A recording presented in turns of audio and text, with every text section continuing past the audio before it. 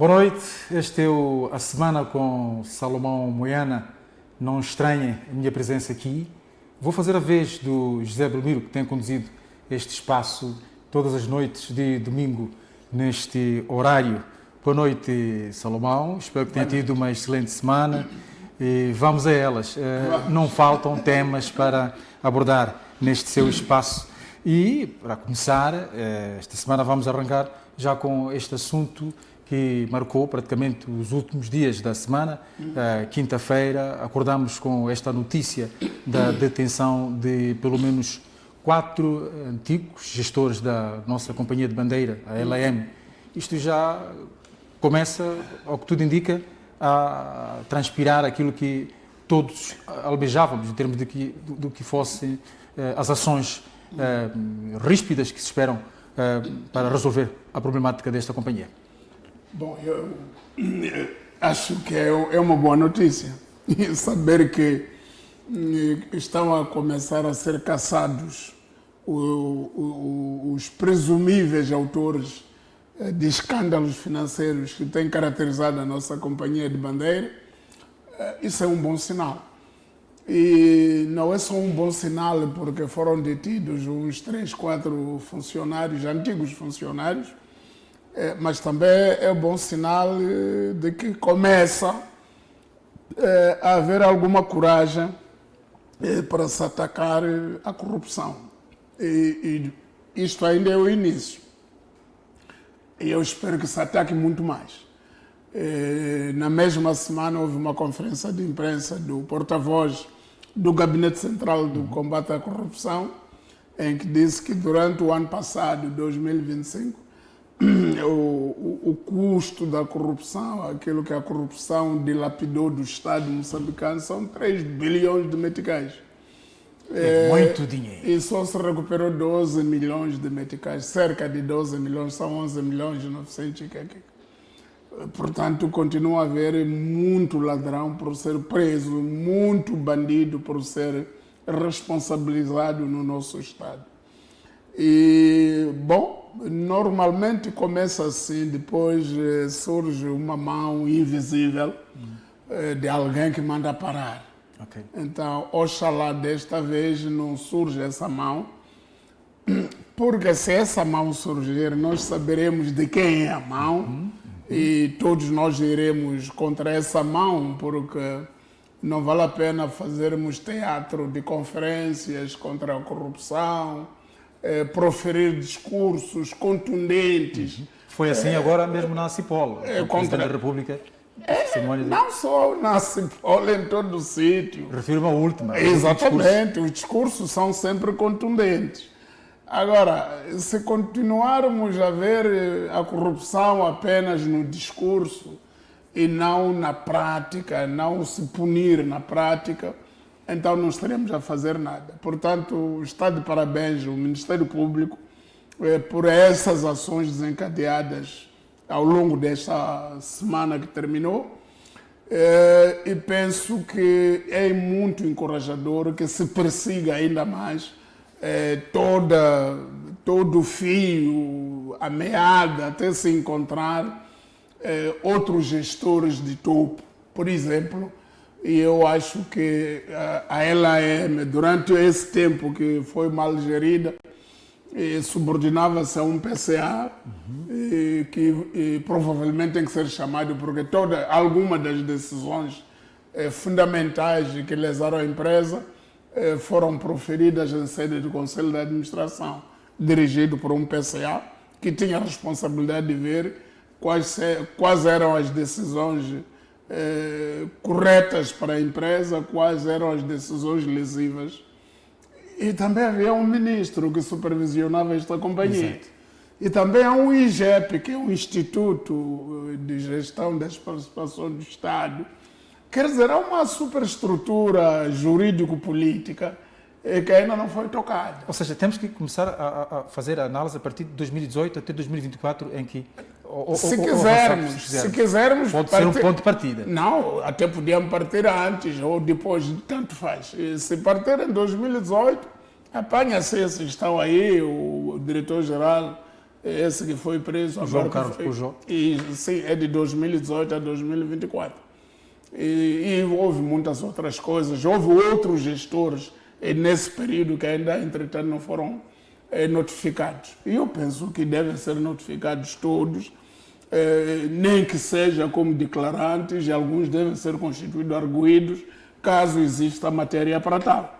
Agora, há aquela coisa, aquele cerimonial, protocolar, de que quem está num cargo, por exemplo, se alguém é conselheiro do presidente, se é ministro, é preciso pedir e requerer que seja autorizado a responder. Que seja isso mesmo.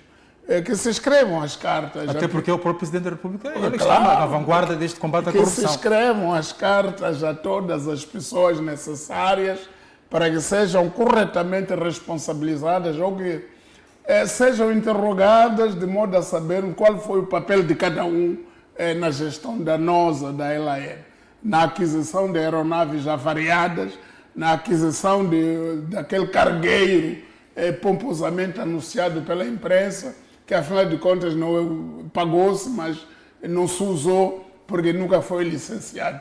Quer dizer, essas manobras todas são criminosas. E depois, isso tudo foi feito até com cobertura ministerial. Foi feito à luz do dia. Não foi um roubo noturno. Não é um assalto que aconteceu à noite.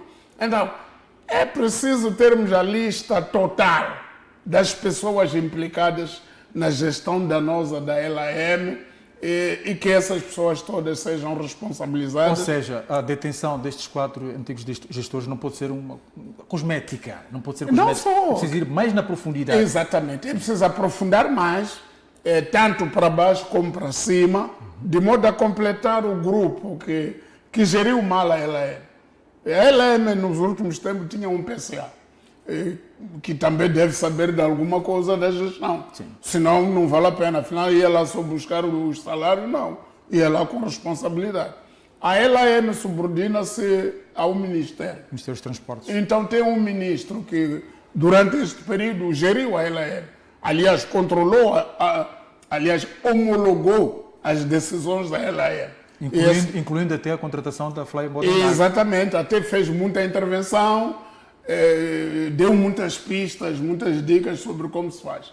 Então essas pessoas devem ser, pelo menos, ouvidas em sede, não sei se de declarações ou em sede de perguntas, caso sejam constituídos arguidos, mas que tenham que ser ouvidos, têm que ser ouvidos, sim senhor.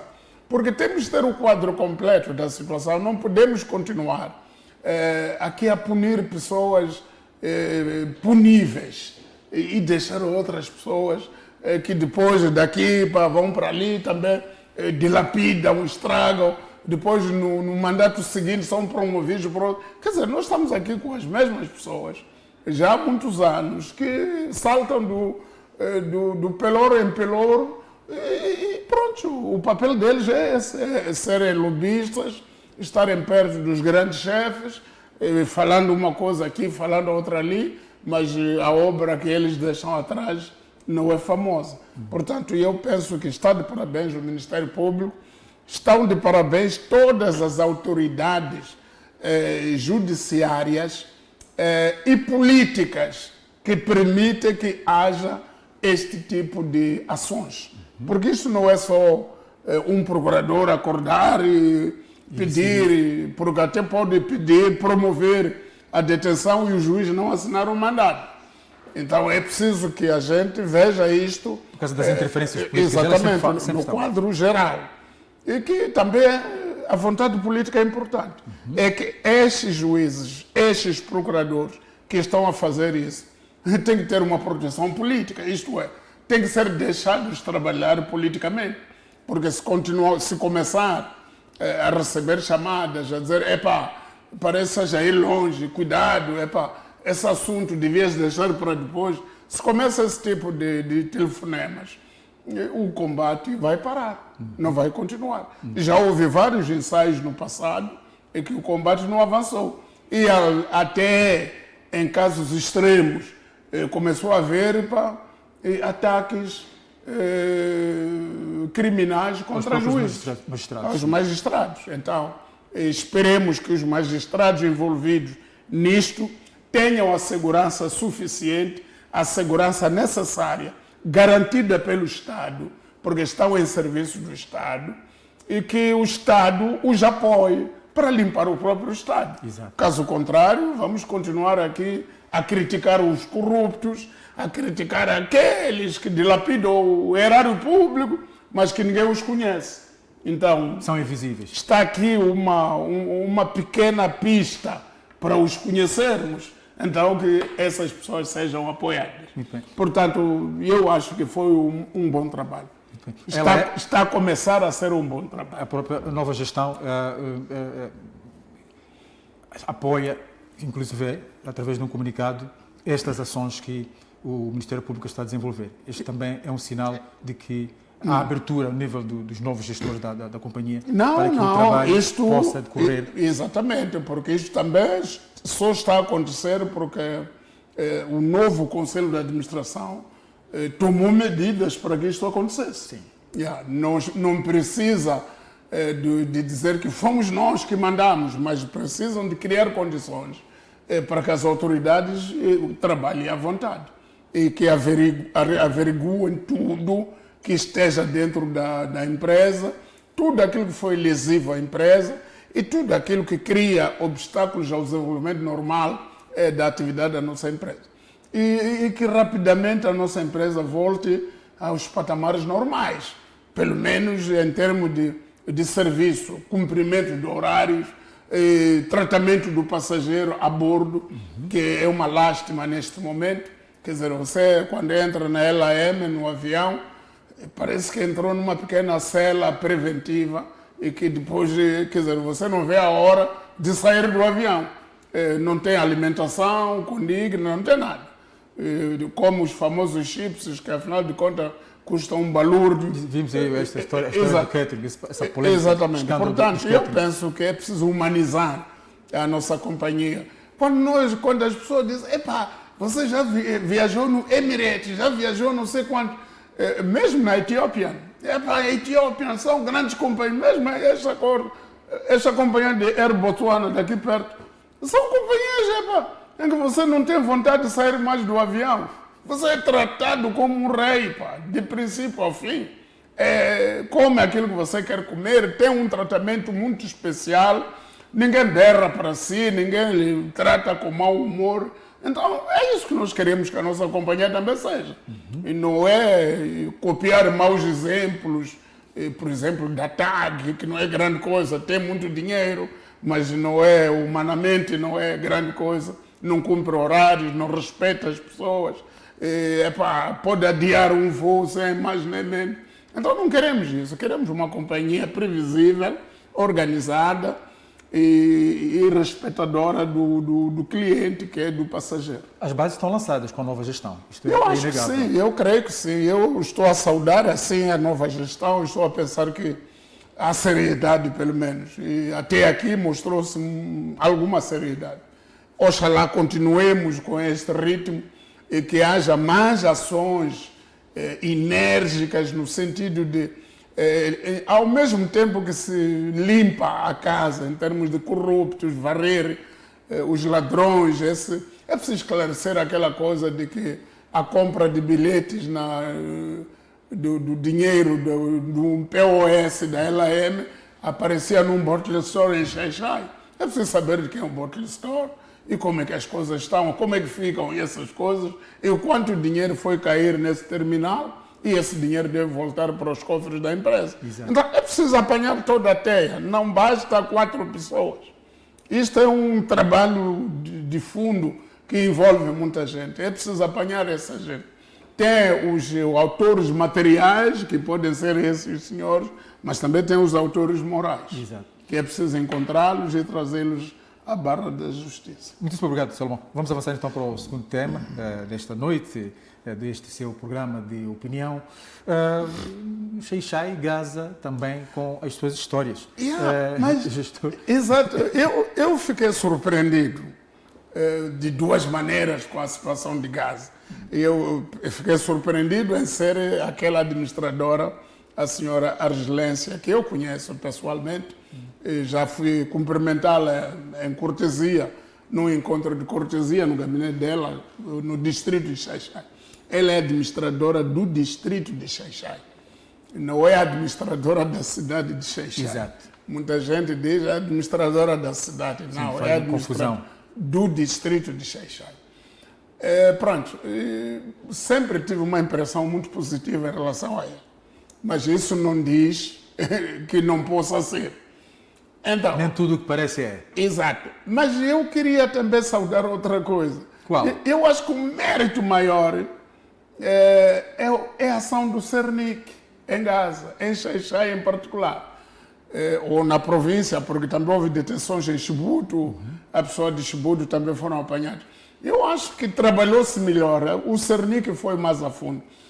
Este comportamento de levar produtos para casa de pessoas, casa de dirigentes, e eu conheço desde o ano 2000, é assim que funciona.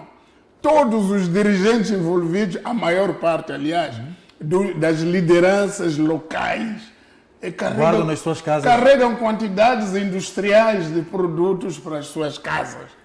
E lembro-me ali no ano 2000, aqui no distrito da Manhissa, alguns dirigentes até tiveram que alugar carroça de trator para levar produtos para ir guardar em casa.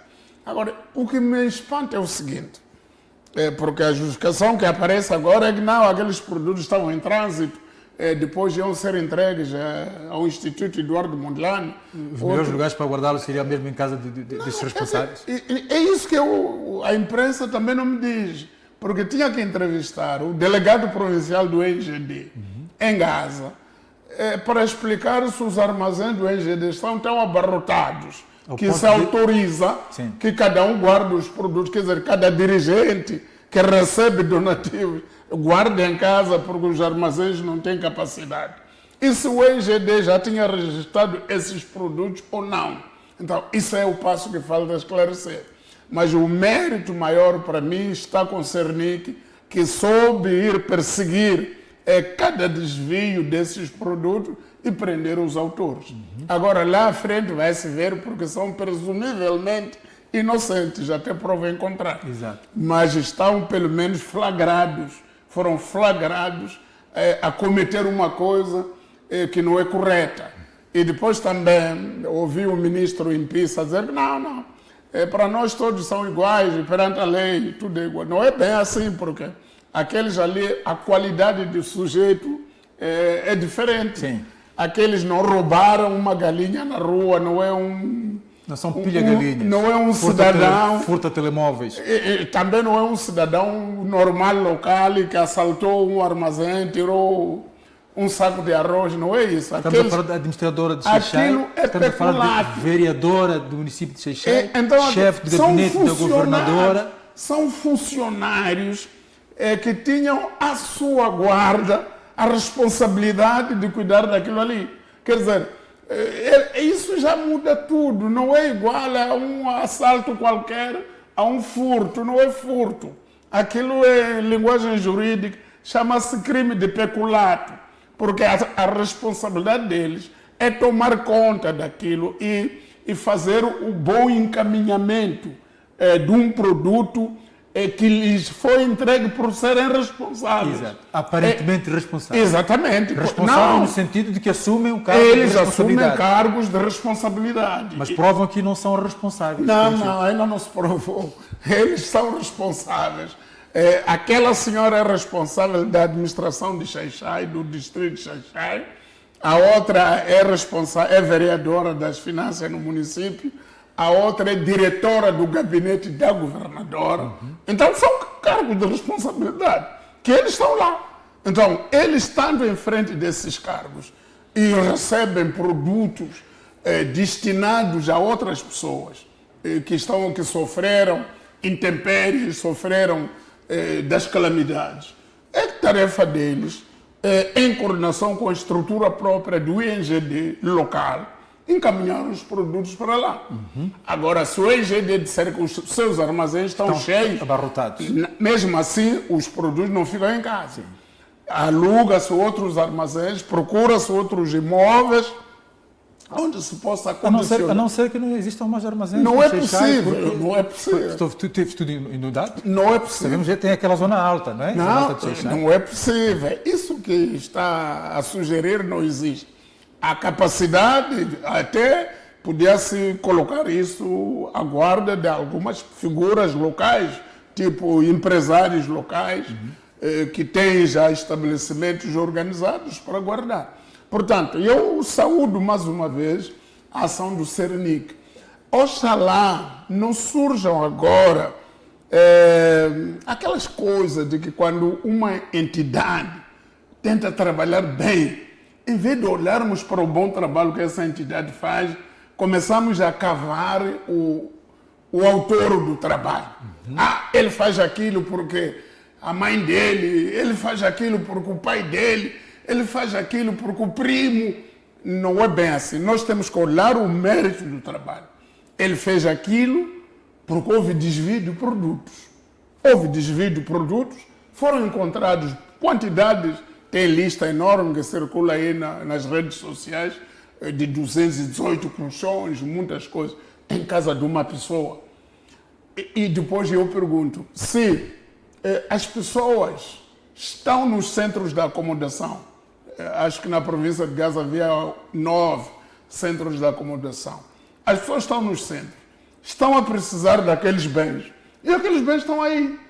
E o tempo da cheia está a passar. E não só. Ainda continuamos a ver relatos de cidadãos na cidade de Xai-Xai a irem em busca de produtos deteriorados. Então, como a gente a precisar efetivamente daquilo. Nós queremos esses produtos. Ainda foi ontem o quê?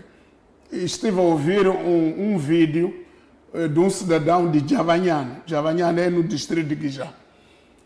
A explicar que, nós continuamos aqui. Até falou de uma delegação encabeçada pela Presidente da Assembleia da República, que foi lá com os pacotes de bolacha e disse que o resto de vir é que não podia caber no helicóptero. Então ele já, nós estamos aqui há 3, 4 dias, não comemos. E os senhores, a delegação parlamentar, traz pacotes de bolachas. Vem com bolachas. E depois, pronto, até lamentaram a maneira como conversaram, porque dizem que a Presidente da Assembleia disse que não, essa coisa das cheias não é vontade de ninguém, é vontade de Deus, não sei quanto. Claro que é vontade de Deus, mas os homens transformam a natureza. Sim.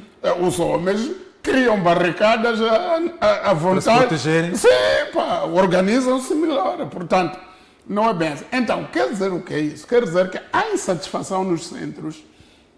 Ainda há grupos que não estão a receber o devido apoio que deviam receber.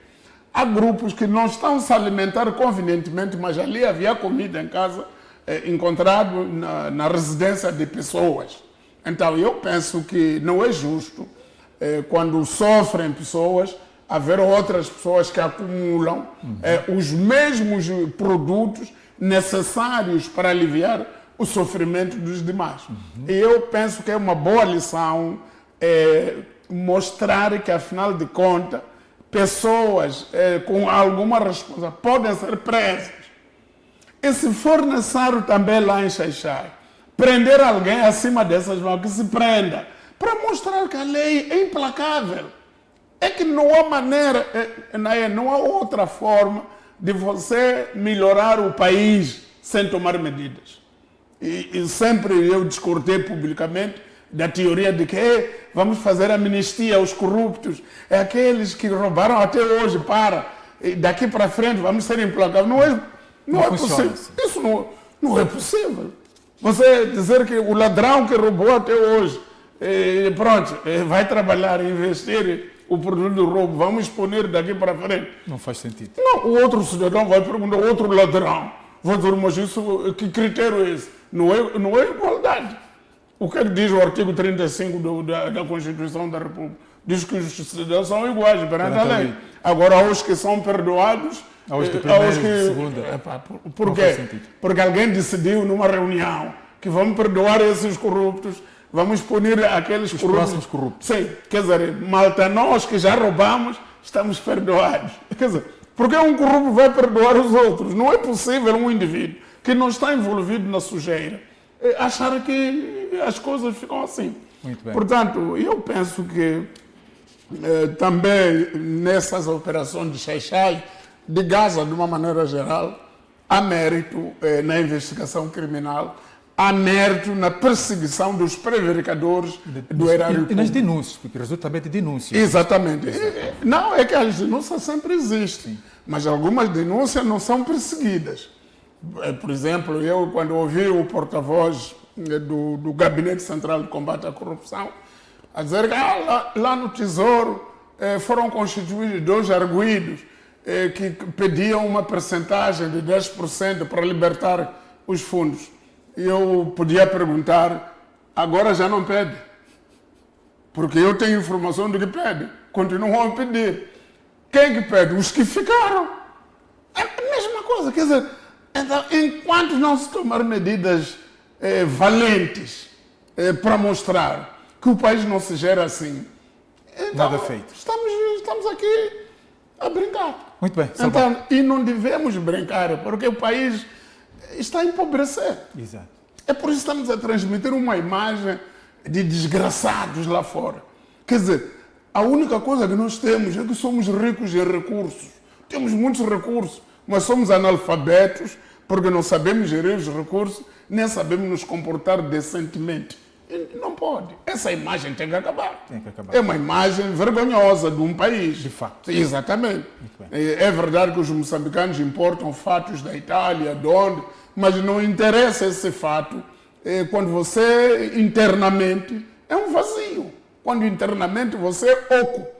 Usa fato bonito porque comprou, porque na Itália, porque em Paris já há fatos novos, mas a sua integridade é uma desgraça. O seu comportamento social é uma aberração. Você rouba coisas de pobres, rouba coisas daquele que não tem um pão para comer. E você está cheio de pão em casa, ainda rouba. E para ir quê? Para ir vender, para ter mais dinheiro. Quer dizer, isso não pode ser assim. Isso tem que haver uma autoridade forte. As pessoas, os ladrões, devem ter medo de serem presos. Só assim que alguns vão começar a deixar de roubar. Muito bem. Obrigado, Salomão. Vamos então fazer o nosso intervalo a semana com Salomão Moyana. Já abordámos aqui 2 temas, a questão da detenção de antigos gestores da Companhia Aérea de Bandeira e também este desvio de donativos, doações que eram destinadas às vítimas das cheias na província de Gaza. Voltamos daqui a pouco com mais um tema e, não se esquece, vamos ter aqui também as respostas de Salomão Moyana às questões colocadas pelos nossos telespectadores. Até já.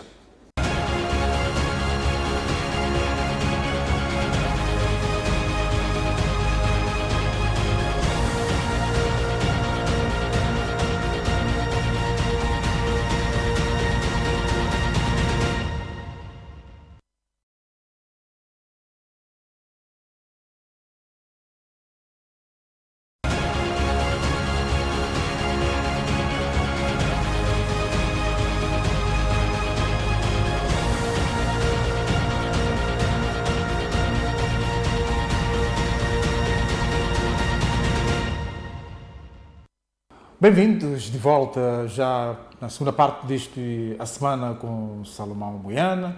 Hoje eu aqui a fazer a vez do José Belmiro, que é quem conduz este programa todas as noites de domingo. Vamos avançar, Salomão Moyana, com mais um tema, o terceiro, que tem a ver com a intolerância política no país, o caso de Chinavan, dia 19 de fevereiro. E está aí o processo de auscultação pública no nome do diálogo político. E no pacote vai esta questão da convivência sã. É isso que eu, na semana passada, aqui mesmo, eu falei longamente sobre as medidas que temos de tomar para não deixar o país nas mãos da corte apenas. Temos de tomar várias medidas colaterais. Uma das medidas, ou uma das várias medidas que temos que tomar, é cada partido político decidir o que é que quer de Moçambique. Se quer um Moçambique turbulento ou quer um Moçambique pacífico. E depois tentar desdobrar aquilo que é dito a nível superior, a nível oficial, para as bases. Eu sempre, desde os últimos, não sei se são 30 anos, e eu tenho uma coleção de editoriais que eu falava, por exemplo, nas eleições, do vandalismo eleitoral na província de Gaza. E falei isso continuamente, eleição após eleição falava disso. Mas isso quer dizer o quê? Quer dizer que determinadas pessoas que pertencem a partidos políticos são analfabetos políticos, nem entendem a missão política de um partido, nem sabem essa coisa de imagem, que o partido tem que ter boa imagem, tem que ser um partido bem visto. Pensa que ser de um partido é você ter ações musculadas, pisar os outros, mostrar que o seu partido é forte porque pode bater, bater com soco, ou impedir você de entrar num centro de saúde. Então, o que aconteceu em Chinavane, isso de Chinavane, eu até ouvi a reação oficial do porta-voz do Partido Frelimo, que foi muito infeliz, e eu lamento porque ele não conhece o assunto, de fato. Estava a falar no geral. Mas há um problema que aconteceu em Chinavane no dia 19 de fevereiro. Um grupo de jovens que pertence ao partido Anamola decidiram fazer limpeza nas ruas. E outro grupo de pessoas que dizem que pertencem ao partido Frelimo não gostou dessa ação e mandou-lhes sair, mandou-lhes terminar. Como eles não quisessem, um daqueles que veio tirou pistola, apontou a um deles e aquele jovem fugiu. E começou, logo a seguir, já chamaram a polícia, então já agiam com a ajuda da polícia. Então, e começaram a prender pessoas. Aquele jovem que desapareceu foram prender a mãe. Quer dizer, a responsabilidade criminal é individual, mas aí já foi transmissível para a mãe. Foram prender a mãe, foram prender uma série de pessoas, em número de 8. E levaram naquela noite, entre 21 até 23 horas, carregaram para Manhissa, no comando distrital da Manhissa. No comando distrital da Manhissa, no dia seguinte, transferiram as pessoas para o bairro da Liberdade, temendo manifestações locais de pessoas. E depois foram entregues, mais tarde voltaram para Manhissa para serem presentes já ao tribunal. E o tribunal não consegue ver o assunto. O tribunal diz, mas eles são acusados de quê? Qual é o corpo de delito? A polícia não consegue dizer. Só diz que nos mandaram prender porque estavam a fazer confusão. Ou seja, a polícia diz que foi mandada para prender. A polícia foi claramente instrumentalizada para fazer uma ação antipolícia. E pronto, o resultado. A juíza diz, vão lá para casa, eu não vejo matéria, não estou a ver. Como é que eu posso vos manter aqui? E voltaram para casa. E agora, é aí onde entra a parte que eu quero usar para aconselhar dirigentes. O regresso deles para Chinavane aconteceu na última quinta-feira, na última quarta-feira. O que é que acontece? Então, já veio o presidente deles, o Venâncio, é uma marcha grande que começa do cruzamento de Chinavane, andar a pé até a vila de Chinavane, são 7 quilômetros. É para a manifestação, toda a vila, toda a gente da vila, Anamola. Agora, isso aí ajuda ou prejudica o partido que iniciou isso? A Frelimo fica grande com uma manifestação da Anamola fora dos períodos eleitorais, que começa do cruzamento de Chinavane, marcham até a vila de Chinavane, depois de desemboca, vão para Xienice, lá no bairro 25 de setembro, onde isso aconteceu. É bom para Frelimo isso que aconteceu na última quarta-feira. Toda a gente, na vila de Xexai, de Chinavane. Então, eu penso que há ações que nós levamos a cabo que só resultam em pôr pessoas a lutar na base. E aquela vila é pacata, é uma vila pacata que não não tem anamola de nada, não tem frelimo de nada, tem cidadãos ali que trabalham na açucareira, que são cortadores de cana, outros são técnicos da fábrica. Então, mas estamos a transformar uma cozinha pequenina num alvoroço político.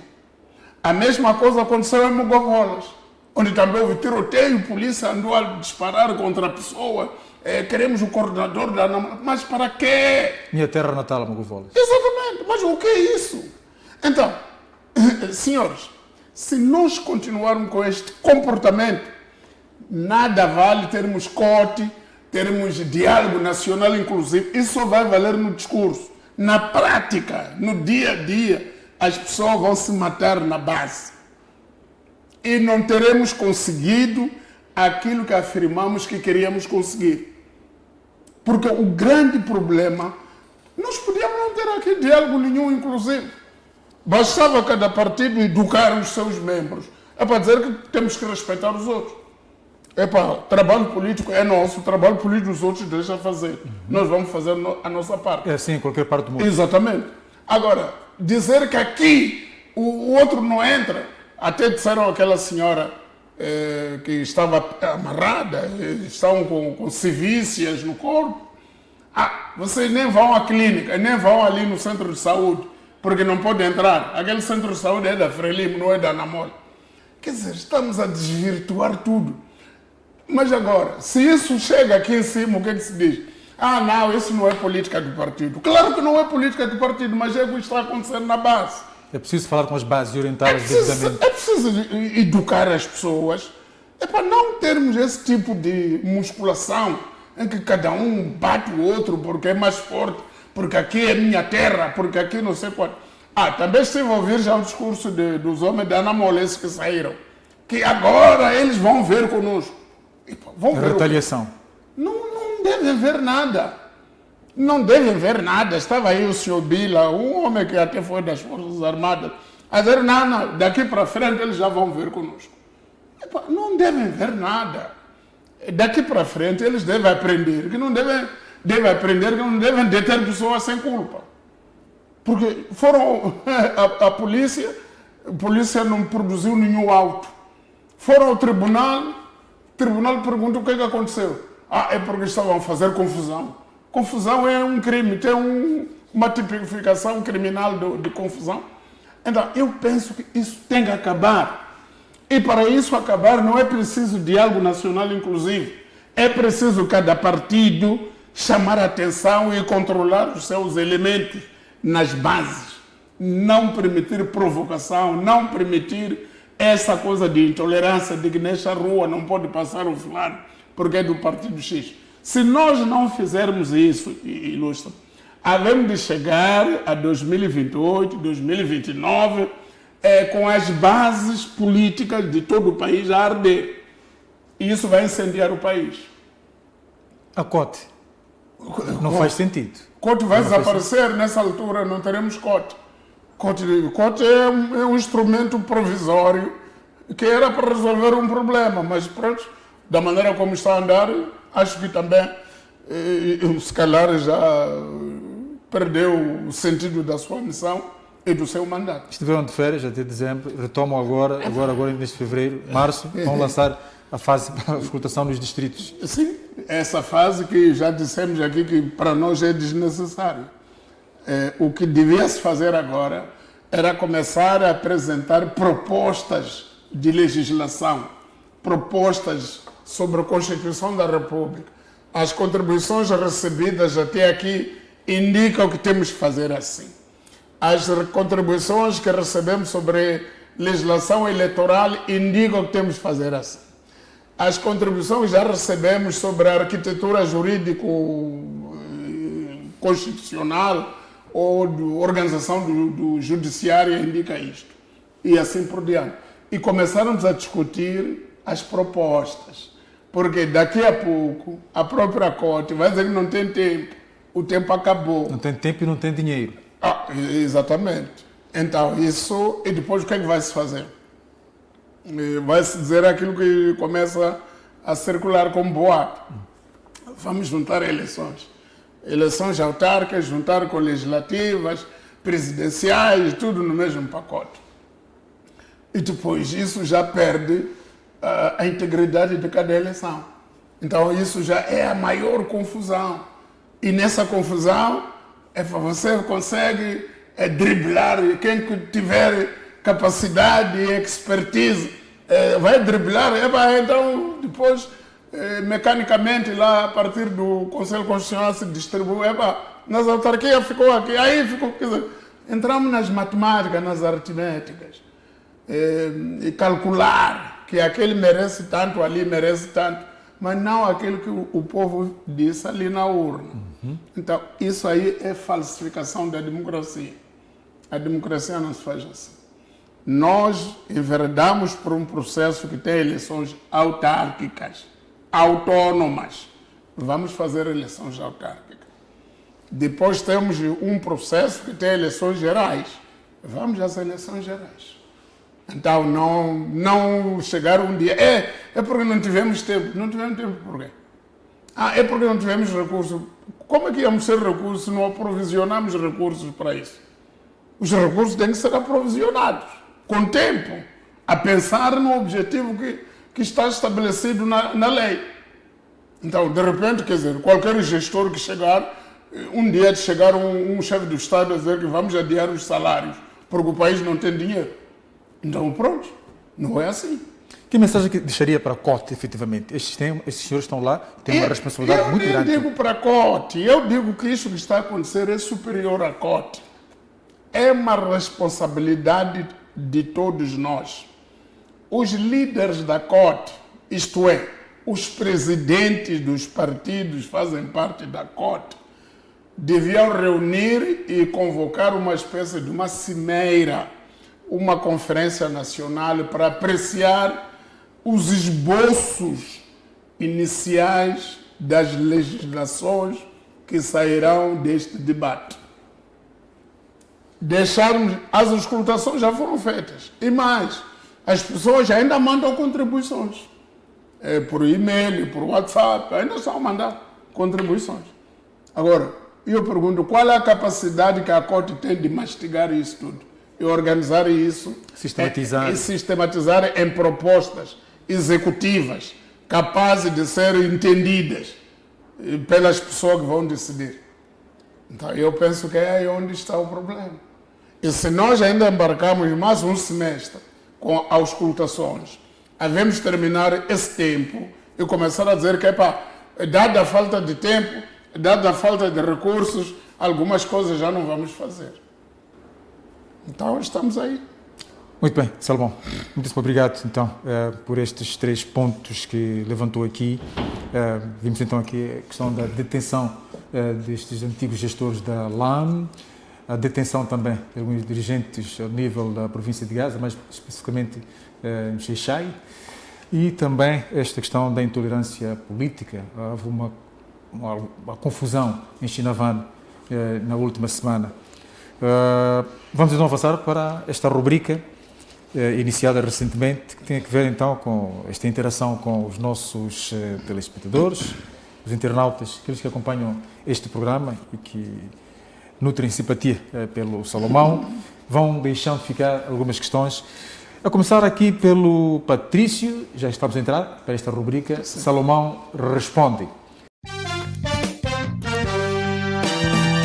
Vamos então para as questões.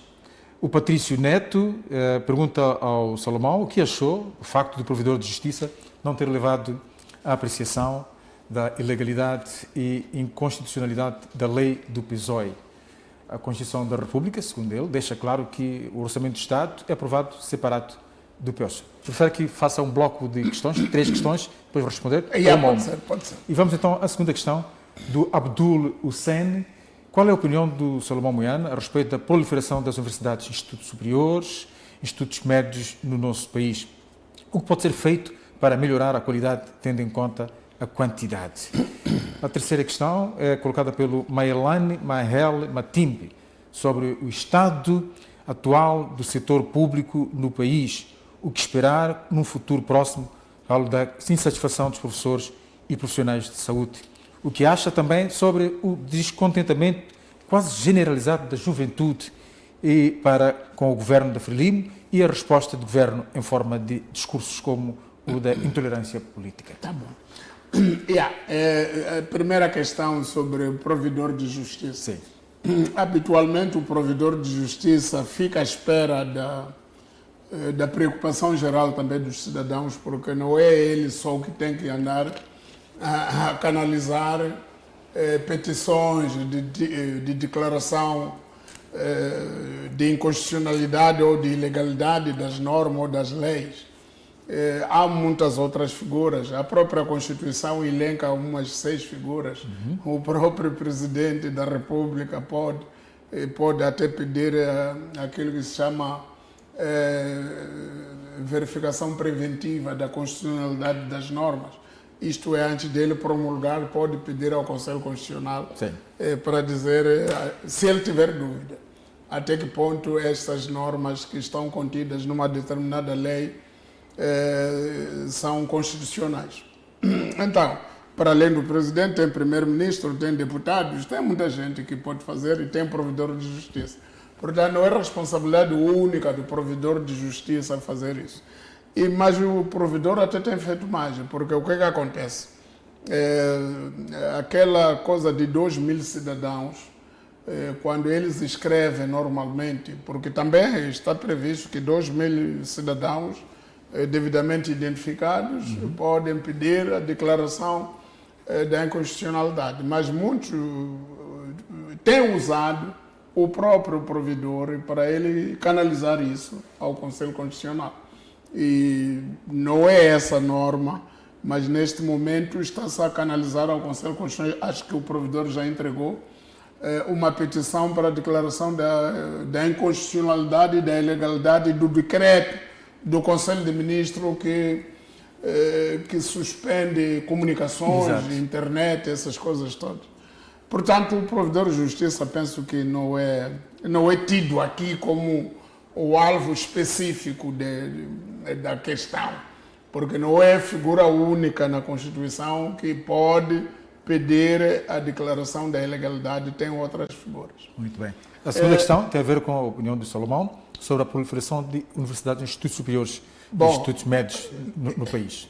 Eu estou a ler neste momento a iniciativa do governo, que veio da parte do Ministério da Educação, de redimensionamento das universidades no país. Públicas, universidades públicas. Universidades públicas. Concentradas numa determinada província. Exatamente, porque temos províncias onde temos 2, 3 universidades públicas, o que, de certa forma, cria uma proliferação. Se calhar, em vez de pagar 3 reitores ou 4 reitores, pagava-se um reitor e depois as outras seriam faculdades. Pronto, estou ainda a ler. Mas também, isso até se calhar vamos discutir na próxima semana. Há problemas sérios nas próprias universidades. Problema de vamos às públicas primeiro. As nossas universidades públicas têm problemas sérios. Mesmo o problema da mão de obra, da requalificação da mão de obra. Muitas inquietações dos próprios professores que não fazem greve como fazem os professores das horas extras, mas eles estão bastante infelizes em muitos aspectos, que até vamos detalhar nas próximas edições. Então, há vários problemas de gestão do ensino superior no país. E essa proliferação de institutos, não sei quantos, por um lado, significa democratização do acesso ao ensino superior. É bom, de uma maneira geral.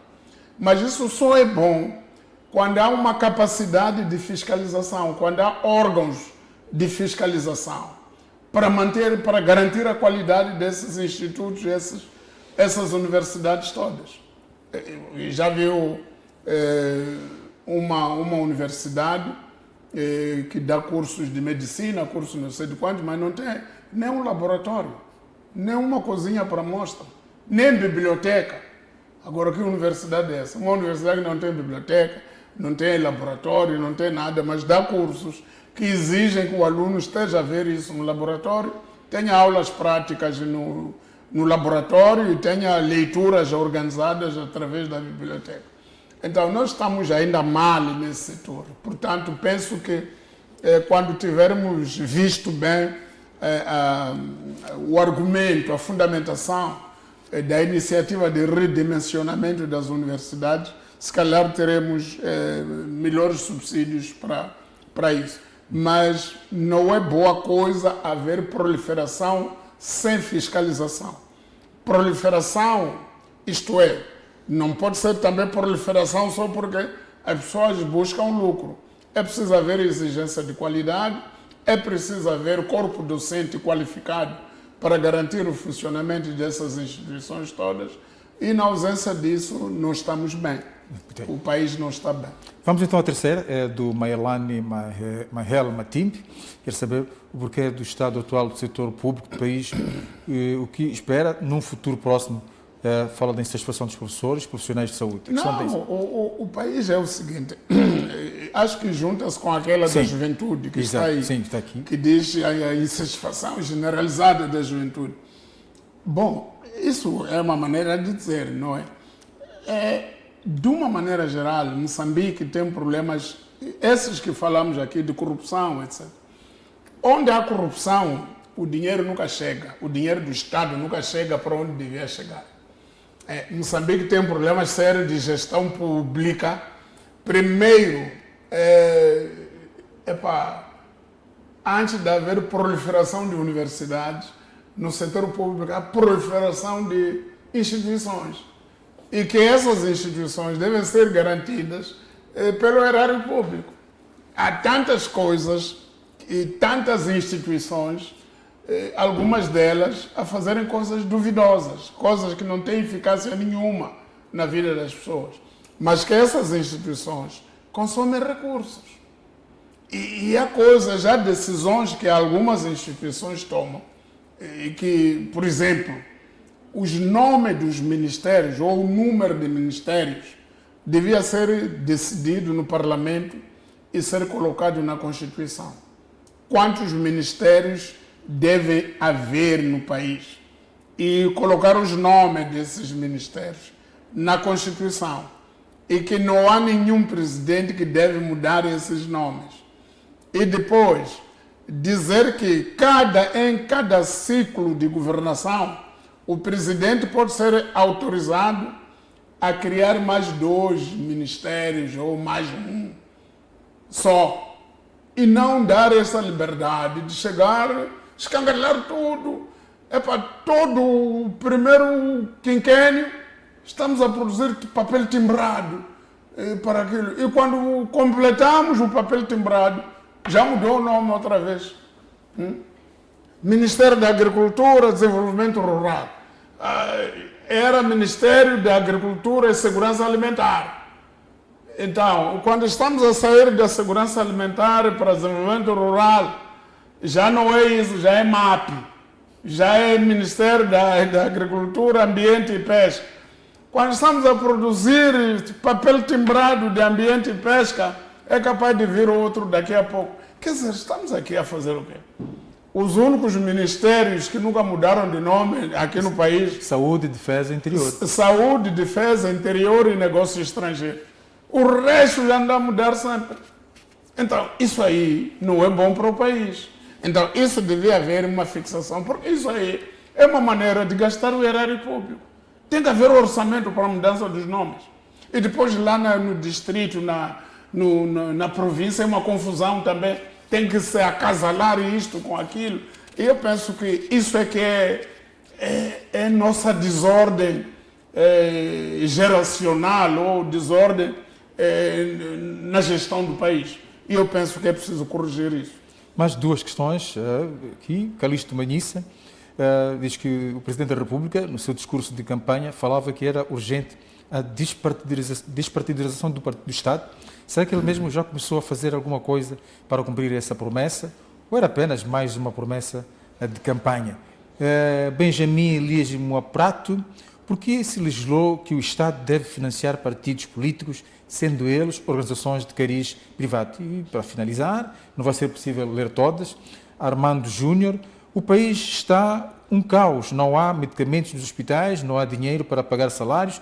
Não seria agora que o dito Fundo Soberano deveria ser acionado? Não, eu acho que o Fundo Soberano, começando pela última, não? O Fundo Soberano não é para isso. Não é, o Fundo Soberano é uma poupança que o país tem que fazer aproveitando a existência de recursos naturais, como recursos naturais finitos, que acabam. Então, estamos a aproveitar este Fundo Soberano para as receitas de hidrocarbonetos. Então, os hidrocarbonetos são explorados durante um período e que acabam. Então, um dia podem acabar e o país ficar com os buracos onde estavam a ser explorados, mas não ter dinheiro. Então, definiu-se, criou-se o Fundo Soberano com quer dizer, o dinheiro de hidrocarbonetos nem vai todo para o Fundo Soberano, vai uma percentagem. Outra parte é entregue ao governo para o orçamento do Estado, para exatamente fazer isso que o internauta está a pedir, para resolver problemas de medicamento, para dar vazão aos salários dos professores e horas extras, para pagar a despesa pública. Então, há um dinheiro que vai, uma percentagem de 40% é que vai para o Fundo Soberano, de cada recebimento que tiver.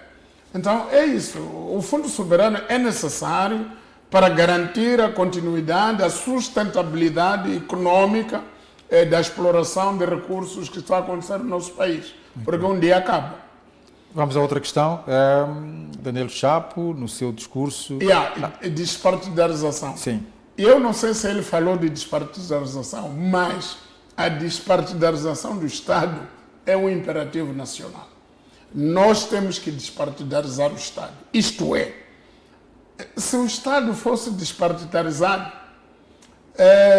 um comandante do posto policial de Chinavane não aceitava ordens de um partido para prender pessoas que ele não viu a praticar nenhum crime. Um comandante distrital da Manhissa não aceitava ordens para canalizar pessoas de um lado para o outro, utilizar meio do Estado para cumprir ordens de um partido. Isso quer dizer que o nosso Estado não está despartidarizado. Quer dizer que as instituições públicas estão-se a guiar como se ainda estivéssemos no tempo do Partido Frelimo, partido de vanguarda da Revolução Socialista, partido único criado em 1977, aqui no Clube Militar. Então já não estamos nesse tempo, mas os comandantes que nós temos não foram educados, pensam que estou aqui graças a Frelimo. Então, toda a maneira de agir dele é para proteger o Partido Frelimo e não para proteger o Estado moçambicano. Ele, se calhar, não conhece a diferença entre o Estado e o partido. E porque os dirigentes também, todos os dirigentes que aparecem perto dele, que lhe convocam para a reunião, até tratam ele por camarada comandante. E ele concorda. Mas então isso mostra que é um imperativo despartizar o Estado. Isso é benéfico mesmo para o Partido Frelimo, mas muita gente não está a ver isso. Muito bem. Falando em partidos, aqui o Benjamin Elias Boapurato pergunta por que se legislou que o Estado deve financiar partidos políticos, sendo eles organizados de cariz privado. Isso aí vamos desenvolver, porque é uma matéria grande que temos que ver qual foi a filosofia que norteou isso. Sim. Isso fica para uma próxima ocasião. Exatamente. O Estado financia os partidos. Pelo número dos assentos que os partidos têm na Assembleia, o Estado dá uma determinada verba a esses partidos. Mas já ouvi pessoas dos partidos a dizer, mas esse dinheiro, quem gera são as lideranças. Fica com os chefes. Os chefes não prestam contas. Não há relatório de partido sobre como é que usam o dinheiro que vem do Estado. Então, é uma matéria que podemos aprofundar nos próximos tempos. Mas existe a lei que autoriza o Estado a canalizar determinados fundos em função do número de assentos que cada partido tem na Assembleia da República. Constas que este ano são 466 milhões de meticais. Vamos explorar melhor para perceber.